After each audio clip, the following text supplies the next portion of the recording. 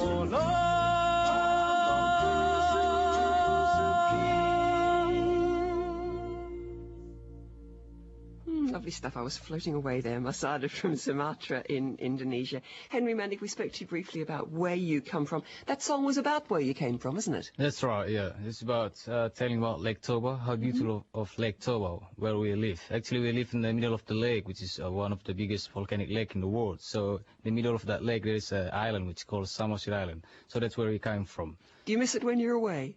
We do, actually, but we've been really enjoying with our touring this time. Yeah. But you can sing about it, so it brings it all back. Now, look, I must talk about this instrument you're playing. It's a wine bottle, isn't it? Actually, we use this as a percussion, so we use any glass of bottles. So it is look very simple, but really important for the group. Well, it's a wine bottle, and it's got 2 spoons and a fork stuffed into the neck of it. Right. And it sounds great. I mean, the percussion sounds fantastic, but yes. I think that's my sort of instrument. Yeah, it is what means is to keep the timing for the other instruments. Yeah, and they are, so you're the boss, really. You're sort of the conductor, as it were. It's quite old music, isn't it? It's quite traditional music. It is, yeah. It's folk songs, yeah. And how old do you think the songs would be? That could be in about 19th century. So it could be, you know, sort of couple of hundred years old. Couple of hundred years ago, yeah. Goodness. And some of your instruments are traditional. I don't know whether is yours traditional. Your bottle. I don't know whether you call it is traditional. So in any music we're playing at home, we always using this. We call it Hessex. Yeah. Okay. And you've got 3 acoustic guitars. You've got now what on earth is that instrument at the back? It looks like bits of wood suspended on a piece of leather or something. All right, we call that in our language garantungs, yeah. And what does it do? Is that a percussion instrument as well? There's kind of a melody for the instrument. Could I just hear a little bit of it? Could you ask him to just to... Oh, it's like a xylophone. It's lovely. Yeah, xylophone it is. It's really nice, isn't it? And you've got what look to my untutored eyes like bongo drums. Yeah. As well. So yeah, some of those are certainly traditional music. Are the old songs popular in the area? Do people prefer that to the modern music? Yeah, it is quite popular. It's not only in our homeland, but it is in general in Indonesia itself, Okay. in our country. You're going to play us another song. What's this one? Silabiak ni Pinasa. Let's hear it.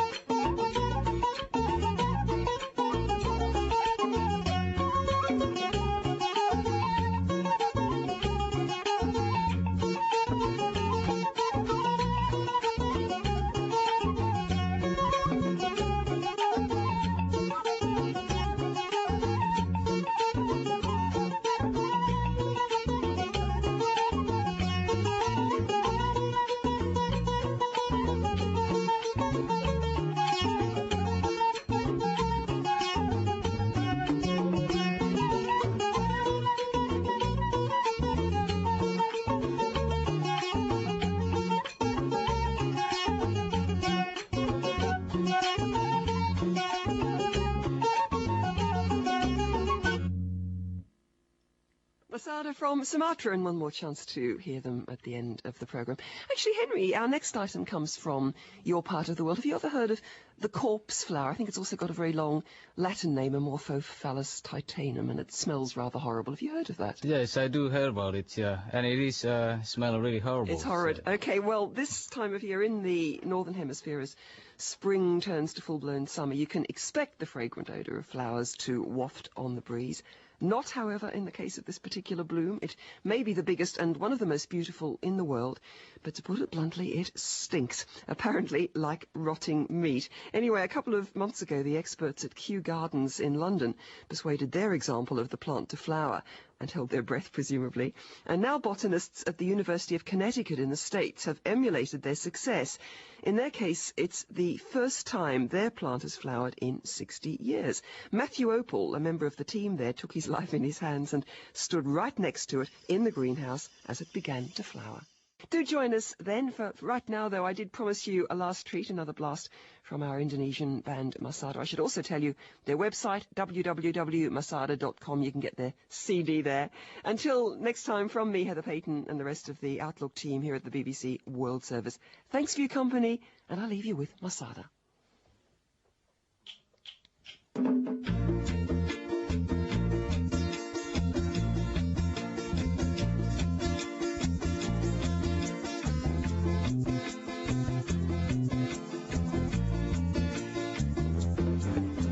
Paringin sa batora, natulurati sa kapura, sangai sema matoma, naikono ahasota, galuba masipiro, zarabagas lubukula, mata peso ratasino, boloni iho tarukino, jamba juri laure.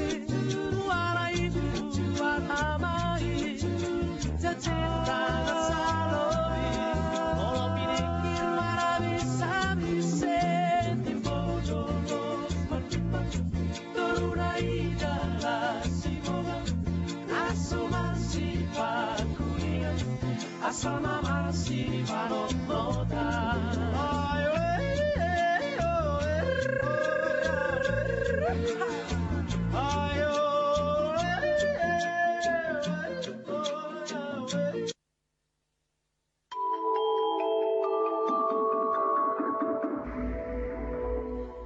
listening to the BBC World Service. Now, off the shelf.